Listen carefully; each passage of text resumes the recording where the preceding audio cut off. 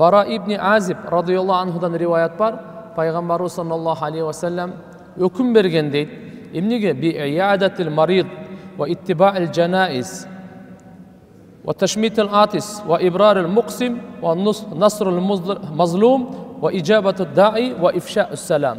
Пайғамбарыбыз бізге мынаке бұйрық берген ең біріншісі оорулуну зиярат қылғыла.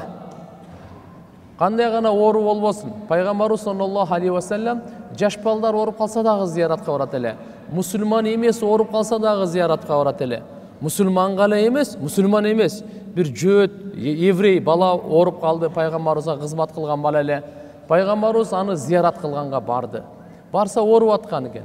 Башында отырып, андан кейін бұға пайғамбарыбыз саллаллаху алейхи ва саллям зиярат қылып, анан дават берді. Дават беріп, исламды қабыл ал деді. Ал атасын қарап қалды. Не қылайын дегені? Атасы айтты, аты Абул Қасым. Бұл Мұхаммад пайғамбардың Абул Қасым деп өзінің күният ошоға баш ийгин деді. Ал исламды қабыл алды. Исламды қабыл алар замат денесінен жан шығып кетті.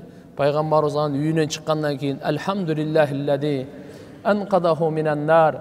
Жаратқан Алла Таалаға мақтау болсын. Bir адам болсын да Алла Таала түбөлүктү мынаке дозоқтон құтқарып шығарып қойды деп Алла Таалаға мақтау айтқан туғандар. Демек бұл жерде дәлел мұсылман емес болса дағы ооруп қалса аны зиярат қылса болады екен. Ал эми мұсылман егерде ооруп қалса бұны зиярат қылу анық эле турат.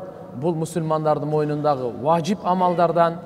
Сөзсіз ооруп қалса зиярат қылғыла, егерде өліп қалса жаназасына шерик болғыла дейді.